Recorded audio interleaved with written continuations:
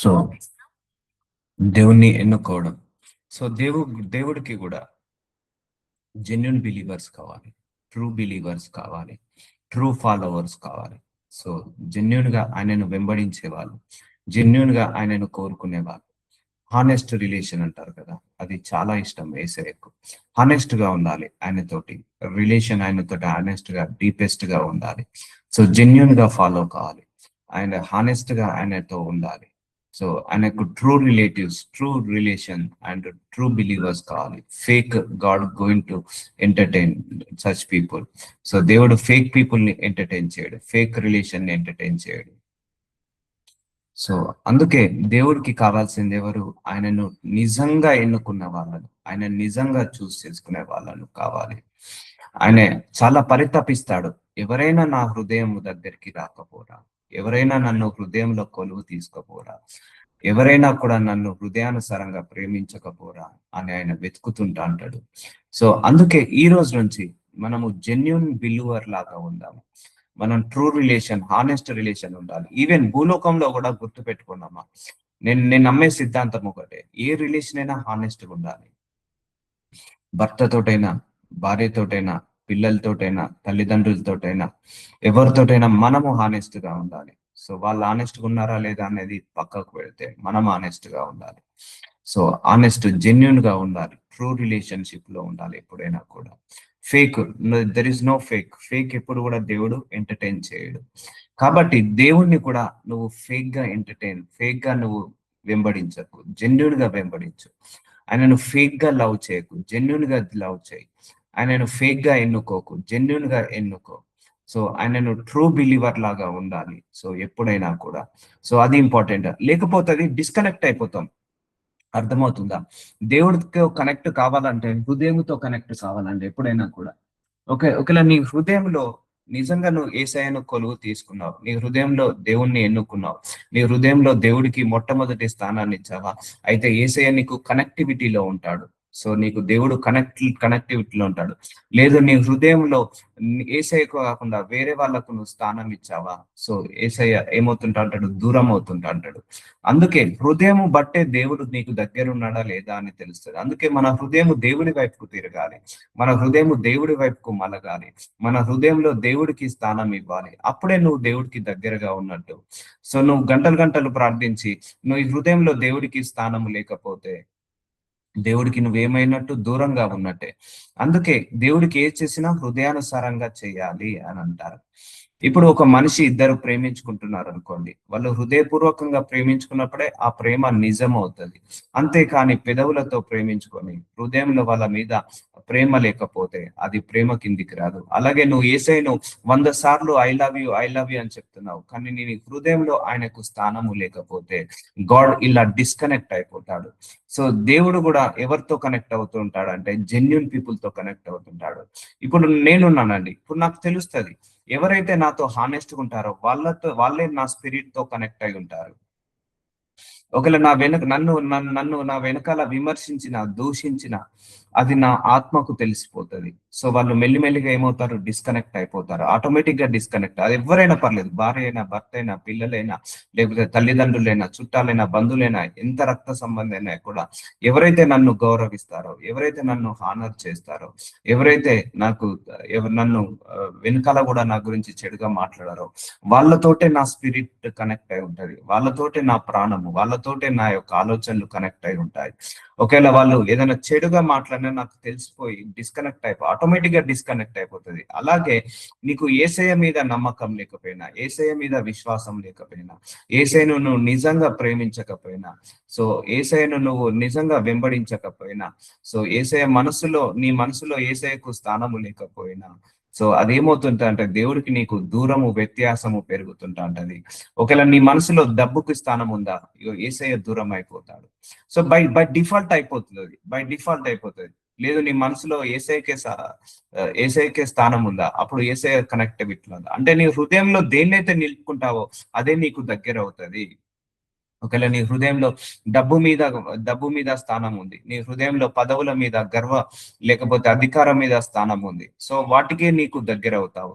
So ఎప్పుడైతే నీ హృదయంలో యేసయ్యకు స్థానం ఇస్తావో, నీ హృదయంలో ఎప్పుడైతే దేవుడికి మొట్టమొదటి ప్రియారిటీ ఇస్తావో, అప్పుడు యేసయ్య కనెక్టివిటీ అవుతుంది. ఇది బై డిఫాల్ట్ జరిగిపోతుంది. ఇది నువ్వు వేరే లాజికల్ మాట్లాడాల్సిన అవసరం లేదు. అందుకే దేవుణ్ణి ఎన్నుకోవడం చాలా గట్స్ ఉండాలండి. దేవుణ్ణి ఎన్నుకోవడం అంటే సమస్తాన్ని పక్కకు పెట్టడమే. భార్యను, పిల్లల్ని, తల్లిదండ్రులను, అన్నదమ్ములను, లేకపోతే నీ యొక్క ధనాన్ని, నీ స్టేటస్ ని, నీ యొక్క ఐశ్వర్యాన్ని అన్నిటిని పక్కకు పెట్టేసి ఆయనను వెంబడించడమే. అందుకే చాలా ధైర్యం కావాలి. ఈ దేవుణ్ణి ఎన్నుకోవడం చాలా ధైర్యం కావాలి, చాలా సహనం ఉండాలి, చాలా సాహసం ఉండాలి, చాలా ఓపిక ఉండాలి, చాలా గట్స్ ఉండాలి ఈ దేవుణ్ణి ఎన్నుకోవడం అంటే. సో అందుకే దేవుణ్ణి ఎన్నుకోవడం వాళ్ళు ఆయన ఎప్పుడు కూడా సిగ్గుపడనియడు. అలానే వీళ్ళందరినీ చులకనగా చూడమని కాదు. ఫస్ట్ ప్రియారిటీ ఆయనకే ఉండాలి. నీ భార్య కంటే, నీ నీ యొక్క తల్లిదండ్రుల కంటే, నీ అన్నదమ్ముల కంటే, నువ్వు సంపాదించిన సంపాదన కంటే, నీ ధనము కంటే, నీ ఐశ్వర్యము కంటే, నీ యొక్క అన్నిటికంటే ఫస్ట్ ప్రియారిటీ ఆయనకే ఉండాలి. సో అలాంటి జెన్యూన్ బిలీవర్స్ కోసం దేవుడు చూస్తున్నాడు. అలాంటి జెన్యూన్ హానెస్ట్ రిలేషన్షిప్ ఉన్న వాళ్ళతోటి చూస్తున్నాడు. ఫేక్ గాడ్ ఎంటర్టైన్ చేయడు. గుర్తుపెట్టుకోండి, ఫేక్ పీపుల్ దేవుడికి అవసరం లేదు, ఫేక్ బిలీవర్స్ దేవుడికి అవసరం లేదు, ఫేక్ వెంబడించే వాళ్ళు అవసరం లేదు, జెన్యున్ గా వెంబడించే వాళ్ళే కావాలి. చూద్దాము. అండ్ డబ్బు కోసం మళ్ళీ చెప్తున్నా, డబ్బు కోసం యేసయ్యను వెంబడించకండి. ఉద్యోగం కోసం దేవుణ్ణి యేసయ్యను వెంబడించకండి. లేకపోతే ఈ లోక సంబంధమైన ఆశీర్వాదాల కోసం యేసయ్యను వెంబడించకండి. లేకపోతే నా స్వస్థత కోసం, విడుదల కోసం యేసయ్యను వెంబడించకండి. నువ్వు వెంబడించు ఆయనను జెన్యున్ గా, ఆనెస్ట్ గా, ఆటోమేటిక్ గా నీకు అవన్నీ వచ్చేస్తాయి. స్వస్థత వస్తుంది, విడుదల వస్తుంది. వాటిని నువ్వు వెంబడించాల్సిన అవసరం లేదు. యేసయ్యను వెంబడించు, ఆటోమేటిక్ గా అవన్నీ నీ దగ్గరికి వచ్చేస్తాయి. సో అందుకే నీ మనసు యేసయ్యను కోరుకోవాలి, నీ ఆలోచనలు యేసయ్యను కోరుకోవాలి, నీ తలంపులలో యేసయ్యను కోరుకోవాలి, నీ యొక్క నీ యొక్క నీ యొక్క ఉద్దేశాల్లో కూడా యేసయ్యను కోరుకోవాలి. సో అందుకే అన్ని వేళలా నువ్వు దేవుడికి కనెక్ట్ అయి ఉండదు. అన్ని వేళలా దేవుడిని నువ్వు ఎన్నుకో, అన్ని వేళలా దేవుడిని చూస్ చేసుకో. కొన్ని పరీక్షలు తీసుకొస్తాడు. నీకు నేను కావాలా, కుటుంబం కావాలా? కొన్ని పరీక్షలు, నీకు నేను కావాలా, ఉద్యోగం కావాలా? నీకు నేను కావాలా, లేకపోతే నీకు డబ్బు కావాలా? ఇలాంటి నేను కావాలా, లేకపోతే నీకు సుఖ భోగ భాగ్యాలు కావాలా?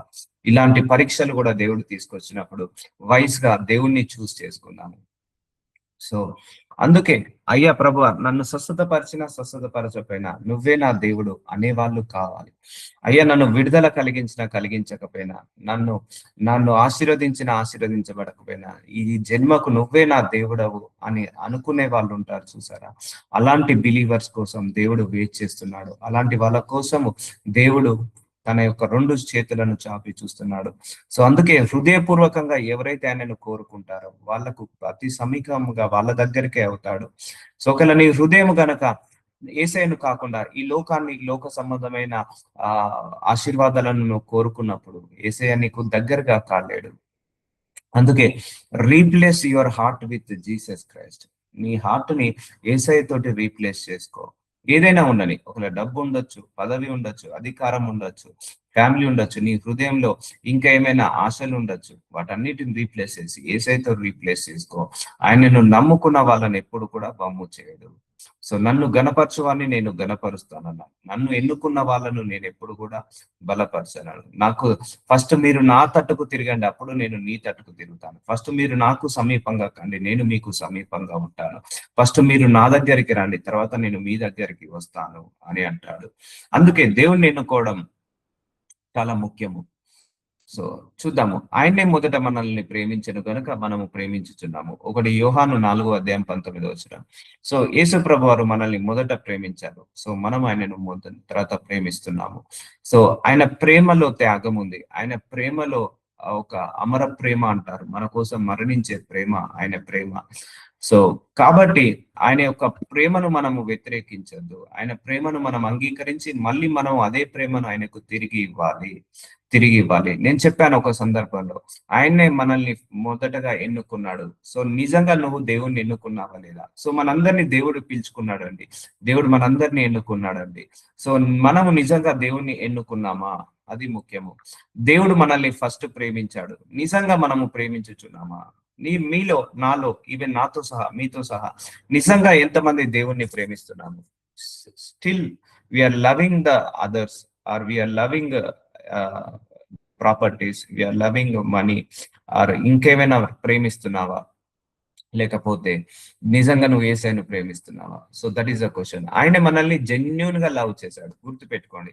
ఆయన ప్రేమలో కల్తీ లేదు, ఆయన ప్రేమలో ఎలాంటి డిసానెస్ట్ లేదు, హానెస్ట్ రిలేషన్ ఉంది. ఆయన ప్రేమలో కల్తీ లేదు. నిజంగా కల్తీ లేకుండా మనం దేవుణ్ణి ప్రేమిస్తున్నామా? అది క్వశ్చన్ మార్క్. ఆయన మన కోసము తన స్టేటస్ ను వదులుకున్నాడు, మనం ఆయన కోసం ఏం వదులుకున్నాము? ఆయన మన కోసము సర్వాన్ని వదిలేసి భూలోకానికి వచ్చాడు, మనము ఆయన కోసం ఏమి వదులుకున్నాము, ఏమి త్యాగాలు చేశాము? ఆయన మన కోసం తన జీవితాన్నే త్యాగం చేశాడు, పరలోక సింహాసనాన్ని త్యాగం చేశాడు. మనం ఆయన కోసం ఏమి త్యాగం చేస్తున్నాము? ఆయన మనల్ని క్షమించేశాడు, నిజంగా మనం అందరినీ క్షమించేస్తున్నామా? ఆయన మనల్ని ప్రేమించాడు, నిజంగా మనందరము ఆయనను ప్రేమిస్తున్నామా? That is the question mark to everybody. So చెప్పండి, ఎంతమంది మీలో నిజంగా యేసయ్యను ప్రేమిస్తున్నారు? So start loving God with your heart. మీ యొక్క హృదయముతో ఆయనను వెంబడించండి, మీ హృదయముతో ఆయనను ప్రేమించండి. సో సో అర్థమవుతుందా? సో ఆయన మనల్ని ఎన్నుకున్నాడు, మరి నువ్వు దేవుణ్ణి ఎన్నుకున్నావా? ఆయన మనల్ని విడిచిపెట్టలేడు, మరి నువ్వు ఆయనను విడిచిపెట్టావా? సో ఆయన మనల్ని ఎడబాయలేదు, నువ్వు ఆయనను ఎడబాసావా? ఆయన నిన్ను విశ్వసించాడు, నువ్వు ఆయనను విశ్వసించావా? ఆయన నిన్ను ఏ సందర్భంలో కూడా మర్చిపోలేదు, నువ్వు ఎన్ని సందర్భాలలో ఆయనను మర్చిపోయావు? ఆయనను నువ్వు ఎంతగా విలువ ఇస్తున్నావు? ఆయన నీకు మొట్టమొదటి ప్రథమ ఫలంగా విలువ ఇచ్చాడు, మరి నువ్వు ఆయనకు ఎంతగా విలువ ఇస్తున్నావు? So that is the question mark to everybody. So ఇదిగో నేను తలుపు నొద్ద నిలిచి ఉండి తట్టుచున్నాను. ప్రకటన గ్రంథము 3:20. ఎవడైనా నా స్వరము విని తలుపు తీసిన ఎడల నేను అతని యొద్దకు వచ్చి అతనితో నేను, నాతో కూడా అతడును భోజనము చేయుదుము. సో మన హృదయం అనే తలుపు దగ్గర నిలబడి ఆయన తట్టుచున్నాడు. ఎవడైనా నా స్వరం విని తలుపు తీసిన ఎడల. So God wants to love you with genuine heart. So ఆయన స్వరము విని ఆయనను వెంబడించే వాళ్ళు కావాలి. ఆయన తలుపు దగ్గర నిలబడ్డాడు, హృదయం అనే తలుపు దగ్గర నిలబడి ఆయన మనందరినీ కూడా ఏం చేస్తున్నాడు? పిలుస్తున్నాడు. సో నేను అతని యొద్దకు వచ్చి అతనితో నేను, నాతో కూడా అతడును. చూసారా, మనము యేసయ్య వేరు వేరు కాము, ఇద్దరం ఒకటే. ఆయన మనలో నిలిచి ఉండాలి, మనం ఆయనలో నిలిచి ఉండాలి. అతడును భోజనము చేయుదుము. సో ఈ రోజు ఎంతమంది యేసయ్యను హృదయపూర్వకంగా అంగీకరిస్తున్నారు? ఎందుకంటే ఆయన నీ హృదయం అనే తలుపు దగ్గర నిల్చుండి తట్టుచున్నాడట ఆయన స్వరం వినడానికి.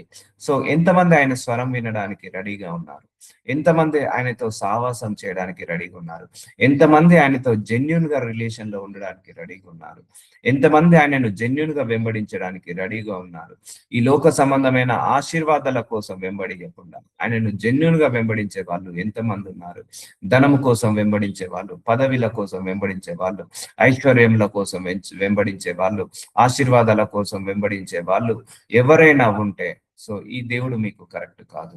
సో ఆయనకు కావాల్సింది జెన్యున్ గా, నీతిగా, నిజాయితీగా, హానెస్ట్ గా ఆయనను వెంబడించే వాళ్ళు, ఆయన హృదయంలో ఆయనను కొలువు తీసుకునే వాళ్ళు, హృదయపూర్వకంగా ఆయనను ప్రేమించే వాళ్ళు, హృదయపూర్వకంగా ఆయనను విశ్వసించే వాళ్ళు, హృదయపూర్వకంగా ఆయన మీద నమ్మకం పెట్టుకునే వాళ్ళు, అలాంటి వాళ్ళు కావాలి. సో అప్పుడు ఆటోమేటిక్ గా నీకు ధనము కావాలా, ఐశ్వర్యము కావాలా, పేరు కావాలా, ప్రఖ్యాతలు కావాలా, అన్ని ఆయన దగ్గరే ఉంటాయి. ఎందుకంటే ఆయన రాజులకు రాజు, ప్రభువులకు ప్రభు. నువ్వు రాజుని కోరుకో. సో రాజు తర్వాత ఇంకా ఏది ఉండదు. అర్థమవుతుందా? ఇప్పుడు ఒక రాజ్యంలో బంగారం ఉంటుంది, వజ్రాలు ఉంటుంది, సో ధనం ఉంటుంది, ఐశ్వర్యం ఉంటుంది, అన్ని ఉంటాయి. సో అన్ని కోరుకున్న దానికంటే రాజును కోరుకుంటే నీకు ఇవన్నీ వస్తాయి అని నిన్న ఒక ఎగ్జాంపుల్ చెప్పడం జరిగింది. అందుకే నువ్వు ఆ రాజుని కోరుకో, ఆ ధనాన్ని కోరుకోకు, ఆ ప్రభువుని కోరుకో, ఆ యొక్క ఐశ్వర్యాన్ని కోరుకోకు. అవన్నీ ఉండాలని ప్రేరేపించుకో. అంతకు ముందు యేసయ్య నాకు నీతో డీపర్ రిలేషన్షిప్ ఉండాలి, నీతో డీపర్ ఫెలోషిప్ ఉండాలి. ఇంకా నా హృదయాన్ని నీ వైపుకు తిప్పు నాయన, ఇంకా నా హృదయంలో నీ ఆలోచనలను పెట్టు నాయన, నీ చిత్తానుసారంగా బ్రతికే శక్తిని నాకు దయచేనైనా, నా హృదయంలో నిన్ను కొలువ చేసుకునే కృపను దయచేనైనా. So this is what you have to pray. నువ్వు ఇలా ప్రార్థించు ఈ రోజు నుంచి. ఇంకా నా హృదయము నిన్ను కాక దేనైనా కోరుకుంటే రీప్లేస్ చేయనైనా, ఇంకా నా హృదయము నిన్ను పూర్ణ మనసుతో, పూర్ణ హృదయంతో ప్రేమించకపోతే నన్ను అలా ప్రేమించే హృదయాన్ని దయచేనైనా. ఒకటే గుర్తు పెట్టుకోండి, దేవుడి తట్టుకు తిరగాలంటే దేవుడు తిప్పితే గాని ఆ తట్టుకు తిరగదు. సో అందుకే నీ లోపల కూడా ఆ ఆశ ఉండాలి, ఆ దాహం ఉండాలి, ఆ ఆకలి ఉండాలి. అయ్యా నా హృదయాన్ని నీ వైపుకు తిప్పు నాయన, నా హృదయం నీకు దగ్గరగా కావాలి. సో దేవుడికి ఏ చేసినా హృదయానుసారంగానే చేయాలి. హృదయాన్ని బట్టే ఆయనే తీసుకుంటాడు. సో తలుపు తీసిన ఎడల నేను అతని యుద్ధకు వచ్చి అతనితో నేనును నాతో కూడా అతడును భోజనం చేయదుము. నేను జయించి నా తండ్రితో కూడా ఆయన సింహాసనమందు కూర్చున్న ప్రకారము జయించు వానిని నాతో కూడా నా సింహాసనమందును కూర్చుండనిచ్చేదను. చూసారా? సో నువ్వు, దేవుడు నీ కోసం సింహాసనాన్ని ఇచ్చాడు పరలోకంలో. సో దేవుడు నీ కోసము అన్ని సిద్ధపరిచాడు, రూములను సిద్ధపరిచాడు. సో ఆయన ఏమన్నాడు వెళ్ళేటప్పుడు, నేను మీ అందరి కోసం నేను రూములు సిద్ధపరచడానికి వెళ్తాను, మీ అందరి కోసం సింహాసనాన్ని నేను ఇస్తాను, మీ అందరి కోసం జీవ కిరీటాన్ని ఇస్తాను. సో నువ్వు ఏది చూస్ చేసుకున్నావు, నువ్వు దేవుణ్ణి చూస్ చేసుకున్నావు అనుకో, ఇదిగో జయించు వాణిని నాతో కూడా నా సింహాసనం అందు కూర్చుంటనిచ్చేదను. చూసారా? తండ్రితో పాటు కుమారుడితో పాటు మనందరం కూడా ఒక సింహాసనము కూర్చోబెడతాడు. సో అందుకే నువ్వు వయసుగా నువ్వేం చేయాలి, దేవుడిని చూస్ చేసుకో. సో అప్పుడు నీకు ఈ యొక్క సింహాసనం మీద నువ్వు కూర్చునే అధికారం వస్తుంది. నువ్వు నువ్వు ధనాన్ని చూస్ చేసుకున్నావు అనుకో, నువ్వు సింహాసనం ఎక్కడిది, పరలోక రాజ్యం ఎక్కడిది. అందుకే నువ్వు ఎప్పుడు కూడా అన్ని వేళల దేవుడి మీదనే ఆధారపడడం అర్థం చేసుకో. సంఘములతో ఆత్మ చెప్పుచున్న మాట చెవి గలవాడు వినును కాక. సో చాలా మందికి అన్ని వదిలేయాలంటే కష్టమైతది. చాలా మంది దేవుణ్ణి చూస్ చేసుకోవాలంటే కష్టమైతది. చాలా మందికి దేవుడిని ఎన్నుకోవాలంటే కష్టమైతది. ఆ డబ్బును ఎన్నుకోవడమో, ఆ పదవులను ఎన్నుకోవడమో చాలా ఇష్టము. కానీ దేవుడికి దగ్గర కావడం చాలా కష్టము. సో ఎవరైతే నిజంగా థర్స్టీగా ఉన్నారో, దేవుడంటే ఆకలితో ఉన్నారో, దేవుడంటే దాహముతో ఉన్నారో, వాళ్లకు మాత్రమే ఈ వాక్యము వర్తిస్తుంది. ఒకవేళ కాని వాళ్ళు మార్చుకోండి, స్వభావాన్ని మార్చుకోండి. సో ఇప్పుడు అర్థమవుతుందా, నువ్వు ఎవరిని కోరుకోవాలి, ఎవరిని ఎన్నుకోవాలి. సో ఆయన మనల్ని అన్ని విషయాలలో ఫస్ట్ ప్రియారిటీ ఇచ్చేశాడు. దేవుడికి మనం తప్పించి ఫస్ట్ ప్రియారిటీ ఇంకా ఎవరు లేరు. ఏ అడవి జంతువు లేదు, ఏ మృగము లేదు, ఏ ఏ శక్తి లేదు, ఏ యుక్తి లేదు, ఏ దేవదూతలు కూడా లేరు. సో మన తర్వాతనే దేవుడికి దేవదూతలు ప్రియారిటీ, మన తర్వాతనే దేవుడికి ఆ ఫస్ట్ ప్రియారిటీ ఏదైనా కూడా. బట్ నీకు ఈరోజు ఫస్ట్ ప్రియారిటీ ఏది ఉంది, మొట్టమొదటి స్థానం ఏది ఉంది, మొట్టమొదటి స్థానం ఏది ఉంది. సో ఎవరి మీద ఉంది నీ మొట్టమొదటి స్థానం, దేని మీద మొట్టమొదటి స్థానం ఇస్తున్నావు. సో అది క్వశ్చన్ మార్క్ మళ్ళీ అందరికీ కూడా. ఎందుకంటే నేను గ్రహించాను, యేసయ్యకు మనము తప్పించి ఇక ఫస్ట్ ప్రియారిటీ ఎవరు లేరు. ఆయనకు ఉద్యోగము లేదు, ఆయనకు సొంత ఇల్లు అని లేదు, ఆయనకు సొంత గృహం అని కాదు, ఆయనకు పిల్లలు అని కాదు. సో అన్ని కూడా మనకు ఆయనే ఉన్నాడు, ఆయనకు మనమే ఉన్నాము. మనందరికీ ఆయన మొట్టమొదటి స్థానం ఇచ్చేస్తాడు. మొట్టమొదటిగా మనందరికీ ఫస్ట్ ప్రియారిటీ ఇచ్చాడు. మీలో ఎంతమంది ఆయనకు నిజంగా మొట్టమొదటి స్థానం ఇస్తున్నారు? మీలో ఎంతమంది, నాతో సహా మీతో సహా ఎంతమంది ఆయనను ఎన్నుకుంటున్నారు? ఎంతమంది ఆయనను కావాలని కోరుకుంటున్నారు? ఎంతమంది ఆయనతో సావాసం చేయాలని కోరుకుంటున్నారు? ఎంతమంది ఆశీర్వాదాలు రావట్లేదని ఆయనను వదిలేసి వేరే వాళ్ళను వెంబడిస్తున్నారు, వేరే సాంప్రదాయాలను, వేరే ఆచారాలను వెంబడిస్తున్నారు? ఎంతసేపు ఆయనను కాకుండా ఇంకెంతమందిని పక్క పెడుతున్నారు? సో ఇది క్వశ్చన్ మార్క్. అందుకే సంఘంతో ఆత్మ చెప్తున్న మాట చెవిలి గలవాడు వినును గాక. ఇప్పటి నుంచి మనందరి హృదయాలు దేవుని తట్టుకు తిరగాలి. సో దేవుణ్ణి ప్రేమించే వారికి, అనగా ఆయన సంకల్పం చొప్పున పిలువబడిన వారికి, రోమీలకు రాసిన 8వ అధ్యాయం 28వ వచనం, దేవుడు మనందరినీ ప్రేమించాడు, ఆయన సంకల్పం చొప్పున పిలుచుకున్నాడు మనందరినీ కూడా. మేలు కలుగుటకై సమస్తమును సమకూడి జరుగుతున్నవని ఎరుగుదుము. సో నిన్నైనా పిలుచుకున్న దేవుడే, నన్నైనా పిలుచుకున్న దేవుడే. మన దేవుడు నమ్మదగిన వాడు నిన్ను పిలుచుకున్నాడు కాబట్టి ఆ దేవుడి మీద నమ్మకం పెట్టుకో. ఏం జరిగినా మన మంచికే అనుకో. దేవుడు ప్రతి విషయంలో కొన్ని శ్రమల గుండా, కొన్ని పోరాటాల గుండా తీసుకెళ్లి మనల్ని నేర్పిస్తాడు, మనల్ని కడుగుతాడు, మనల్ని పరిశుద్ధపరుస్తాడు, మనల్ని పవిత్రపరుస్తాడు. కాబట్టి అందరం కూడా దేవుడికి సాగిల పడదాము. అందరం కూడా దేవుణ్ణి విశ్వసిద్దాము. అందరం కూడా దేవుడి మీద ఆధారపడదాము. సో ఆ ఆధారం లేకపోతే మనము ఈ జీవిత పోరాటంలో బ్రతకడం కష్టము. సో అందుకే నువ్వు యేసయ్య వైపుకు తిరుగు, కంప్లీట్ గా యేసయ్య వైపుకు తిరుగు. నీ మనసులో ఆయనకు స్థానం ఇవ్వు, నీ మనసులో ఆయనను కొలువు తీసుకో. సో ఎందుకంటే దేవుడు ప్రేమించాడు, ఆయన ప్రేమించి నిన్ను లాక్కున్నాడు, ఆయన ప్రేమించి మనం పిలువబడ్డాడు. సో ఇప్పుడు మనందరం ఆయన చేత పిలువబడ్డ వాళ్ళం. నిజంగా ఎంతమంది ఉన్నారు? 1,00,000 మంది క్రైస్తవులు ఉన్నారు అనుకోండి. ఫర్ ఎగ్జాంపుల్ 1,00,000 మంది క్రైస్తవుల్లో నిజంగా యేసయ్యను వెంబడించే వాళ్ళు ఎంతమంది ఉన్నారు? నామకే వాస్తుగా వెంబడించే వాళ్ళు ఎంతమంది ఉన్నారు? నిజంగా ఆయనను ప్రేమించే వాళ్ళు ఎంతమంది ఉన్నారు? నిజంగా నామకే వాస్తు ప్రేమించే వాళ్ళు ఎంతమంది ఉన్నారు? హానెస్ట్ గా ఉన్న వాళ్ళు ఎంతమంది ఉన్నారు? డీపెస్ట్ గా ఉన్న వాళ్ళు ఎంతమంది ఉన్నారు? ఆయనతో సత్సంబంధం కలిగిన వాళ్ళు ఎంతమంది ఉన్నారు? ఆయనను కాకుండా భోగ భాగ్యాలను అష్టైశ్వర్యాలను కోరుకునే వాళ్ళు ఎంతమంది ఉన్నారు? So that is the question mark. 1,00,000 మంది క్రైస్తవులను తీసుకుందాము, ఎంతమంది హానెస్ట్ గా ఉన్నారో వాళ్ళందరికీ దేవుడు సమీపంగా ఉంటాడు.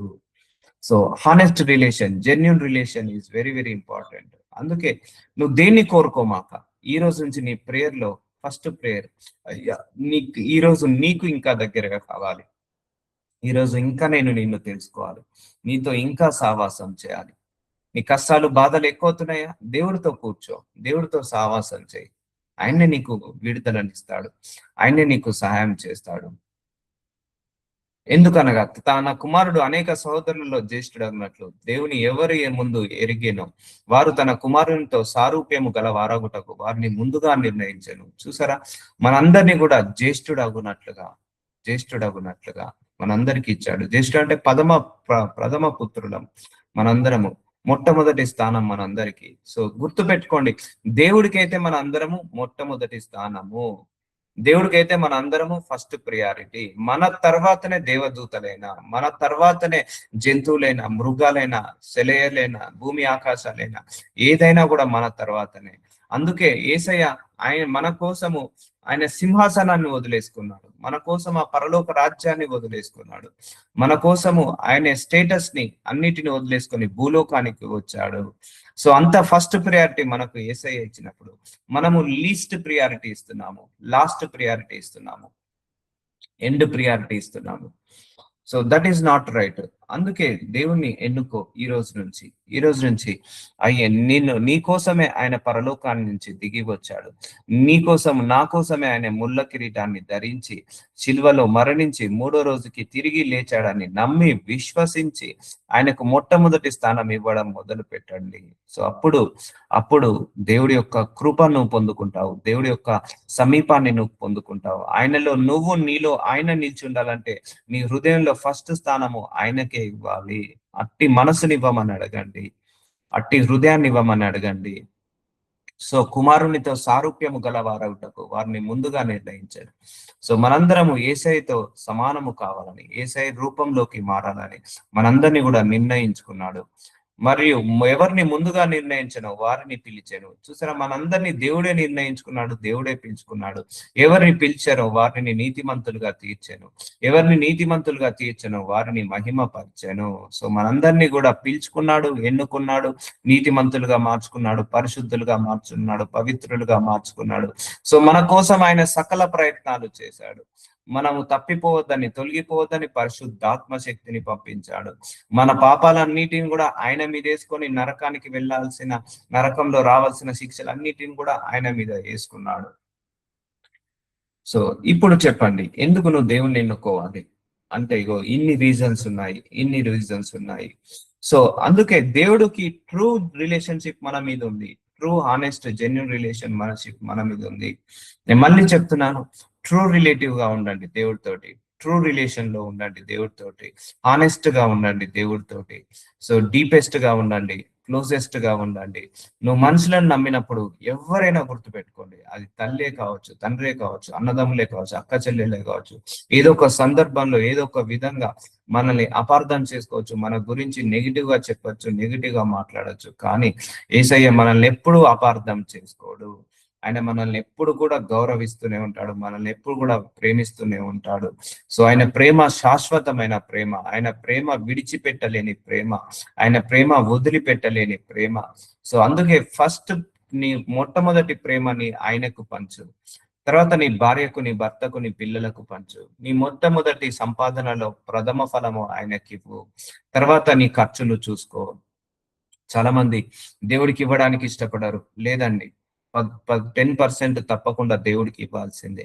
అది నువ్వు విధేయత చూపిస్తున్నావు అక్కడ, నువ్వేమి ఆయనకు డబ్బులు ఇస్తే ఆయన ఏమి బాగుపడడం, ఆయన కారు బంగ్లాలు కొనుక్కోవడం కాదు. నువ్వు ఫస్ట్ ప్రియారిటీ ఆయనకి ఇస్తున్నావు అని దాని సూచన. అందుకే నీ మొట్టమొదటి ప్రేమ యేసయ్యకు చెందాలి. నీ శాలరీలో మొట్టమొదటి భాగము, దశమ భాగము దేవుడికి అందాలి. నీ యొక్క నీ యొక్క నీ యొక్క ఆలోచనలో లేవగానే మొట్టమొదటి గడి ఆయనతో గడపాలి. మొట్టమొదటి గడి ఆయనతో గడపాలి. సో మొట్టమొదటి స్థానము ఆయనకి ఇవ్వాలి. మొట్టమొదటిగా నీ ఫస్ట్ ఏదైనా కూడా ఫస్ట్ ఆయనకే. నీ ఆలోచన ఫస్ట్ లేవగానే నీ ఆలోచనలో ఆయననే ఫస్ట్ రావాలి. సో నీ శాలరీ రాగానే ఫస్ట్ ఆయనకే పంపించాలి. నీ ప్రేమలో నువ్వు భర్తకు ప్రేమ పంచుతున్నావు, పిల్లలకు ప్రేమ పంచుతున్నావు, అంతకంటే ఫస్ట్ ప్రేమ దేవుడికి పంచాలి. సో నీ హృదయంలో నీ భార్యకు, నీ పిల్లలకు స్థానం ఇచ్చావు, అంతకంటే ముందు నువ్వు యేసయ్యకు స్థానం ఇవ్వాలి. సో ఆయనకు ఫస్ట్ ఇచ్చిన తర్వాతనే మిగిలిన ఏదైనా అదే. ఆయన్నే మన యజమాని, గుర్తు పెట్టుకోండి. ఒకప్పుడు పూర్వీకులు ఉండే, మన పూర్వీకులు ఫస్ట్ ఇంటి యజమానుడు అన్నం తిన్న తర్వాతనే మిగిలిన వాళ్ళు అన్నం తినేవాళ్ళు. సో అలా ఉండేది ఒకప్పుడు సాంప్రదాయము, ఆచారము. సో పెద్దవాడు, ఇంటికి పెద్దవాడు, తాతను ముత్తాతను ఆయనకు ఆయనకు ఆహారం పెట్టిన తర్వాతనే మిగిలిన వాళ్ళు తినేవాళ్ళు. సో మన ఇంటికి పెద్ద ఎవరు? యేసయ్య. ఆయనకు గౌరవం ఇవ్వండి. మన ఇంటికి యజమాని ఎవరు? యేసయ్య. ఆయనకు ఫస్ట్ ప్రియారిటీ ఇవ్వండి. అలా ట్రీట్ చేయండి. నీ ఇంటికి యజమాని నువ్వు కాదు, నీ భర్త కాదు, దేవుడు. యేసయ్య మన అందరి ఇంటికి యజమాని. యేసయ్య మన అందరి ఇంటికి ఓనరు, ల్యాండ్ లార్డ్, ప్రొపరేటర్. ఆయనే మనకు అన్ని. సో కాబట్టి ఇప్పుడు నా ఇంటికి నేను యజమాని కాదు, నా యేసయ్యనే నా ఇంటికి యజమాని. ఆయన్నే మా అందరికి తండ్రి. మా ఇంట్లో ఉన్న వాళ్ళందరికీ ఆయన్నే తండ్రి, ఆయన్నే గురువు, ఆయన్నే తల్లి, ఆయన్నే దేవుడు. తర్వాత నేను వస్తాను, తర్వాత మా భార్య వస్తుంది, తర్వాత మా పిల్లలు వస్తారు. That is the hierarchy. So అందుకే దేవుడితో కనెక్ట్ అయి ఉన్నప్పుడే ఇగో ఇలాంటి స్వభావం మనకు వస్తుంది. సో ఇలాంటి స్వభావం మనకు వస్తుంది. So connect with God only. Deeper relationship లో ఉండండి దేవుడితోటి. సో డీపర్ హానెస్ట్ రిలేషన్షిప్ లో ఉండండి దేవుడితోటి. చాలా మంది ఒక ఐఫోన్ కొనియలేదని దేవుడి మీద అలుగుతారు, ఒక ఉద్యోగం రాలేదని దేవుడి మీద అలుగుతారు, లేకపోతే అనుకున్న ఉద్యోగం రాలేదని, లేకపోతే ఎగ్జామ్స్ రాసినప్పుడు సరిగా మార్కులు రాలేదని దేవుడిని విధులు వదిలేసిపోతారు. దేవుడే కొన్నిసార్లు పరీక్షిస్తాడు. నిజంగా వీళ్ళకు ఇస్తేనే ఉంటారా, ఇవ్వకపోతే కూడా నాతోటి ఉంటారా? ఇస్తేనే నన్ను వెంబడిస్తారా, ఇవ్వకపోతే కూడా నన్ను వెంబడిస్తారా? ఒకవేళ వీళ్ళు అడిగింది ఇస్తేనే నన్ను విశ్వసిస్తారా, ఇవ్వకపోయినా విశ్వసిస్తారా? అలాంటి పరీక్షలు కూడా దేవుడు పెడతాడు, గుర్తు పెట్టుకోండి. అలాంటి పరీక్షలలో అందుకే ఏ ఉపద్రవం కానీ, ఏ ఆశీర్వాదం కానీ, ఏ సమాధానం కానీ, ఏ ప్రార్థన కానీ జవాబు వచ్చినా రాకపోయినా నీతో యేసయ్యతో నీ రిలేషన్ అల్టిమేట్ గా ఉండాలి. యేసయ్యతో రిలేషన్ సత్సంబంధం కలిగి ఉండాలి, హానెస్ట్ గా ఉండాలి, డీపెస్ట్ గా ఉండాలి. అది ఏదైనా పర్లేదు, ఏదైనా పర్లేదు, ఏ సమాధానం వచ్చినా రాకపోయినా పర్లేదు, కానీ దేవుడితో మాత్రం నీ సంబంధము అలాగే ఉండాలి, స్టేబుల్ గా ఉండాలి. ఇస్తేనే నేను నమ్ముతా. This is a business deal. నన్ను ఆశీర్వదిస్తేనే నేను యేసయ్యను వెంబడిస్తా. It is a business deal. So అర్థమవుతుందా? Don't commercial with God. దేవుడితో ఎప్పుడు కమర్షియల్ గా ఉండకూడదు, దేవుడితో ఎప్పుడు కూడా బిజినెస్ రిలేషన్ గా ఉండకూడదు. సో చాలా మంది కూడా అక్కడ సనుగుతుంటా అంటారు, అక్కడ గునుగుతుంటా అంటారు, అక్కడ దేవుడి మీద అల్ప విశ్వాసాన్ని, అవిశ్వాసాన్ని పోగొట్టుకుంటా అంటారు.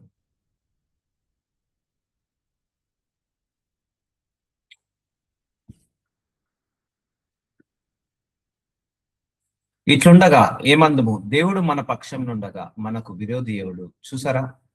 దేవుడు మన పక్షాన నిలిచి ఉన్నాడు, మన తరఫున నిలబడ్డాడు, మన తరఫున ఆలోచించాడు.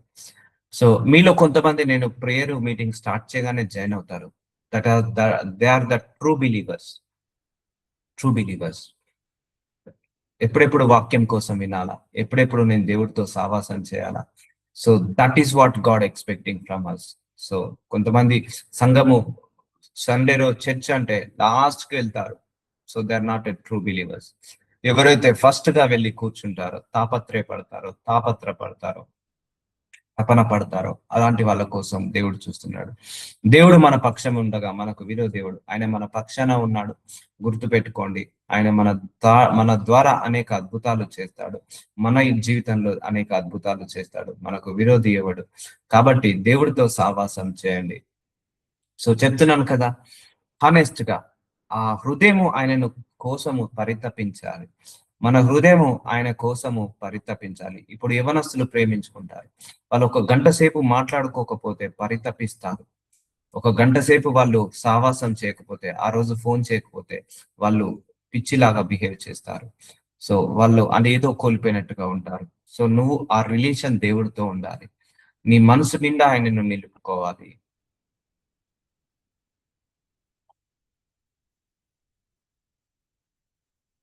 సో దేవుని చేత ఏర్పరిచిన వారి మీద నేరము మోపువాడేవాడు, నీతిమంతులుగా తీర్చువాడు దేవుడే. చూసారా, మనందరినీ ఆయనే ఎన్నుకున్నాడు. సో ఏర్పరచబడిన వారు నీతిమంతులుగా తీర్చువాడు దేవుడే. సో దేవుణ్ణి నువ్వు ఎన్నుకున్నప్పుడు దేవుడు నిన్ను నీతిమంతుడిగా, నిన్ను పరిశుద్ధుడిగా, నిన్ను పవిత్రుడిగా మార్చుకుంటాడు. మనందరం ఆయన చేత ఎన్నుకోబడ్డ వాళ్ళము. సో నువ్వు నిజంగా దేవుణ్ణి ఎన్నుకున్నావా అనేది ఇంపార్టెంట్. ఇప్పుడు ఫర్ ఎగ్జాంపుల్ మనలో 30 మంది ఉన్నామండి. ఇప్పుడు ఈ ప్రేయర్ మీటింగ్ లో 30 మంది ఉన్నాం. 30 మందిని పిలుచుకున్నది ఎవరు? దేవుడే. 30 మందిని ఎన్నుకున్నది ఎవరు? దేవుడే. 30 మందిని ఆ నీతిమంతులుగా మార్చింది ఎవరు? దేవుడే. కానీ ఈ 30 మందిలో, మన 30 మందిలో నిజంగా మనం అందరం దేవుణ్ణి నమ్ముతున్నామా? నిజంగా మనం అందరం దేవుణ్ణి వెంబడిస్తున్నామా? నిజంగా మన అందరం దేవుణ్ణి విశ్వసిస్తున్నామా? అది క్వశ్చన్ మార్క్ అందరికి కూడా. అది క్వశ్చన్ మార్క్. ఆయన ప్రేమలో కల్తీ లేదు. మన ప్రేమలో కూడా కల్తీ లేకుండా చూసుకోవాలి. సో ఇది చూద్దాము. రోమిలకు రాసిన 8వ అధ్యాయం 35వ వచనంలో, క్రీస్తు ప్రేమ నుండి మనల్ని ఎడబాపు వాడేవాడు శ్రమ అయినను, బాధ అయినను, హింస అయినను, కరువైనను, వస్త్రహీనతనైనను, ఉపద్రవమైనను, ఖడ్గమునైనను మనలను ఎడబాపున. చూసారా, దేవుడి ప్రేమ నుండి మనల్ని ఏది కూడా వేరు చేయదండి.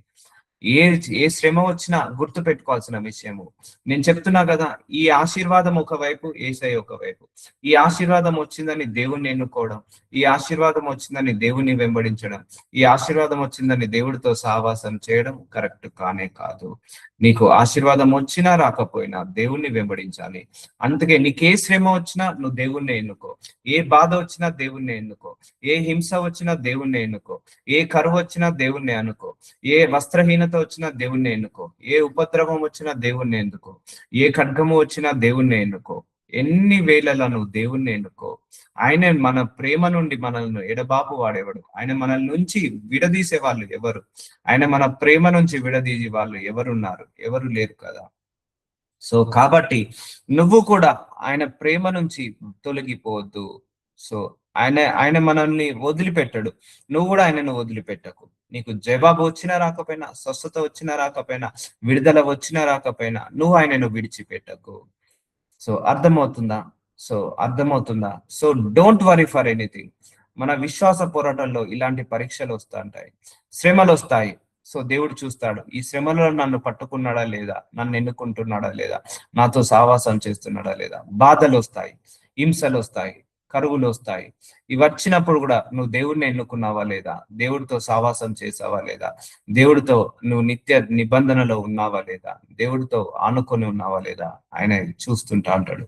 ఇవన్నీ కూడా పరీక్షలు పెడుతుంటా ఉంటాడు.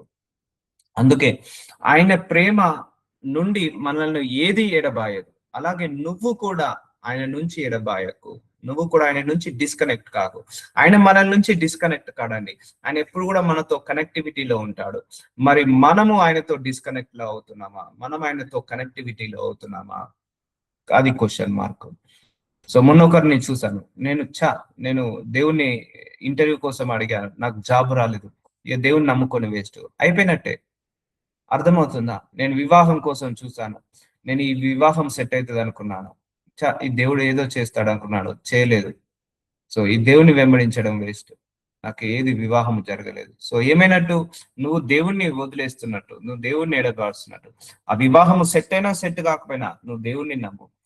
ఆ ఉద్యోగం వచ్చినా రాకపోయినా దేవుణ్ణి నువ్వు నమ్ము. ఆ ఎగ్జామ్స్ లో మంచి మార్కులు వచ్చినా రాకపోయినా దేవుణ్ణి నువ్వు నమ్ము. నీకు అనుకున్నది జరిగినా జరగకపోయినా, స్వస్థత వచ్చినా రాకపోయినా, విడుదల వచ్చినా రాకపోయినా, కరువు వచ్చినా రాకపోయినా, హింసలో వచ్చినా రాకపోయినా, బాధ వచ్చినా రాకపోయినా, నీ దేవుడి మీద నీ నమ్మకము, నీ దేవుడి మీద నీ విశ్వాసము, నీ దేవుడి మీద నీ సహవాసము తొలగిపోవద్దు. ఇప్పుడు నాకు ఒక 100 టెన్షన్స్ ఉన్నాయి నా డే టు డే యాక్టివిటీస్ లో, ఉద్యోగంలో, పిల్లల్లో, బంధువుల్లో, స్నేహితుల్లో, మినిస్ట్రీలో, అది ఇది చాలా టెన్షన్స్, చాలా ప్రెషర్స్ ఉంటాయి, తప్పదు. సో ఏదున్నా కూడా దేవుడితో నా సహవాసము చెదరద్దు. దేవుడితో నా సహవాసము, దేవుడితో నా నడిపింపు విధానము అది మాత్రం డిస్టర్బ్ కాదు. ఎందుకు? నేను అలా దేవుడితో నడుస్తున్నాను కాబట్టి ఇగో ఇన్ని టెన్షన్స్. నేను దేవుడితో డిస్టర్బ్ కాకుండా ఆయనతో అటాచ్ అయి ఉన్నాను కాబట్టే ఇన్ని ప్రాబ్లమ్స్. ఎందుకు? డీవియేషన్స్ ఇవన్నీ కూడా. డీవియేట్ కావద్దు, నువ్వు దేవుడి నుంచి డీవియేట్ కావద్దు. సో అపవాదికి నువ్వు నామకే వాస్తు క్రైస్తవుడిగా ఉంటే పర్లేదు, కానీ ఆయనను వెంబడించే వాళ్ళు ఉంటారు చూసారా, అదే ప్రాబ్లం. ఆయనను జెన్యున్ గా వెంబడించే వాళ్ళను ఎన్ని డీవియేషన్స్ చేయాలో, ఎన్ని డిస్ట్రాక్షన్స్ చేయాలో, ఎంత రకాలుగా వేరుపరచాలో అన్ని రకాలుగా ప్రయత్నిస్తాడు. అందుకే గాడ్ జెన్యున్ బిలీవర్స్ కావాలి, జెన్యున్ ఫాలోవర్స్ కావాలి. అండ్ అపవాది కూడా జెన్యున్ బిలీవర్స్ ని, జెన్యున్ ఫాలోవర్స్ నే డిస్టర్బ్ చేస్తాడు. సో నువ్వు దేవుని నమ్ముకున్నావు, నువ్వు డ్రగ్స్ తీసుకుంటున్నావు, లేకపోతే ఆల్కహాల్ తాగుతున్నావు, వ్యభిచారం చేస్తున్నావు, అపవాది నీ జోలికి రానే రాడు. అదే నువ్వు దేవుని నమ్ముకొని వాక్యాన్ని ప్రకటిస్తున్నావు, దేవుని నమ్ముకొని వాక్యానుసారంగా బ్రతుకుతున్నావు, దేవుడిని నమ్ముకొని నీతిగా నిజాయితీగా ఉంటున్నావు, దేవుని నువ్వు వెంబడిస్తున్నావు, ఎన్ని కష్టాలు వచ్చినా, శ్రమలు వచ్చినా. సో అలాంటి వాళ్ళు కావాలి. అపవాదికి అలాంటి వాళ్ళే కావాలి, ఏసైకి అలాంటి వాళ్ళే కావాలి, జెన్యున్ బిలీవర్సే కావాలి అపవాదికి. సో వాళ్ళనే టార్గెట్ చేయాలి, వాళ్ళనే హింసించాలి, వాళ్ళకే బాధలు తీసుకురావాలి, వాళ్ళకే కరువులు కావాలి. సో అదే అదే ఏసైకు జెన్యున్ గా వెంబడించే వాళ్ళే కావాలి. ఇప్పుడు అర్థమవుతుందండి లాజిక్? సో అందుకే దేవుని ఎన్నుకోవడం అంటే అంత ఈజీ కాదు, ఈ దేవుని వెంబడించడం అంటే అంత ఈజీ కాదు, ఈ దేవుని పట్టుకొని ఉండడం అంటే అంత ఈజీ కాదు, ఈ దేవుడితో ప్రతిరోజు సహవాసం చేయడం అంటే అంత ఈజీ కాదు, ఈ దేవుడి నుంచి తొలగిపోకుండా, తప్పిపోకుండా ఆయన మార్గంలో నడవడం అంటే అంత ఈజీ కాదు, అంత ఈజీ కాదు. That decision is very very strongest decision. నేను డిసైడ్ అయ్యాను, I will follow Jesus Christ. I will follow Jesus Christ only. నేను యేసయ్యను మాత్రమే వెంబడిస్తాను, ఏ మనిషిని వెంబడించను, ఎవరిని వెంబడించను, దేవుణ్ణి వెంబడిస్తాను. I follow that Jesus Christ. That is my commitment with God. So ఈ రోజు నుంచి మనందరం ఒక కమిట్మెంట్ తీసుకుందాం, ఒక కమిట్మెంట్ తీసుకుందాం. నేను మళ్ళీ చెప్తున్నా, ఆశీర్వాదాల కోసం యేసయ్యను వెంబడించకండి, ధనము కోసం, స్వస్థతల కోసం, విడుదల కోసం వెంబడించకండి. నువ్వు ఆయనను జెన్యున్ గా వెంబడించు, నీకు స్వస్థత, విడుదల జెన్యున్ గా వస్తాయి, ఆనెస్ట్ గా వస్తాయి. సో అందుకే అందుకే నీ హృదయం దేవుడికి వైపుకు తిప్పుకో, నీ హృదయంలో దేవుడికి స్థానం ఇవ్వు.